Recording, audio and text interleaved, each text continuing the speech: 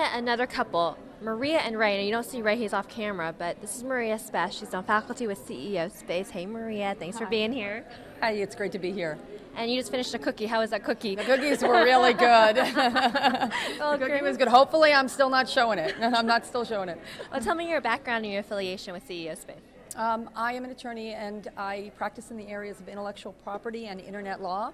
And I have been doing that for 21 years, and I have been teaching here at CEO Space for 11 years. Well, you are definitely one of, I know so many people need your services. So let's go into the whole intellectual property. Now you're talking a little bit, I think you got a book out, correct? I do. What's your book? It's called Protect Your Writings, a Legal Guide for Authors. And it covers, as most of my teachings do and most of my work does, it covers trademarks, copyrights, trade secrets, and patents. And then you also help with the intellectual property online as well. That's correct, internet law. So the two are very closely related to one another. If you've got a lot of intellectual property, you're often dealing with the online issues that come up. Somebody's taken your copyright, somebody's taken your content and moved it to their own site. I deal with that. I help people to protect themselves from that.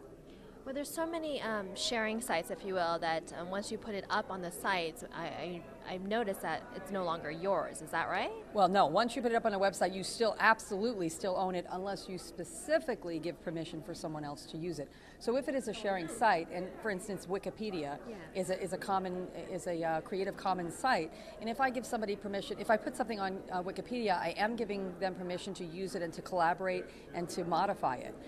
But if I put it on my own website or most other websites, that does not mean that other people can use it, and that's a very common misconception. Yeah. People think, well, it's on the internet, I can use it, and that's not right, and that gets people into a lot of trouble, actually. Well, because it's so easy to copy and paste. Copy and paste, exactly, exactly. Just because you can copy and paste doesn't mean you can do it. You should. That's right. I know this is such a huge topic, so I'm going to just throw it into your court. Give me some of the top things that we should follow when it comes to intellectual property. I think the most important thing that people need to know that they are not aware of is that the creator owns the content that the creator creates.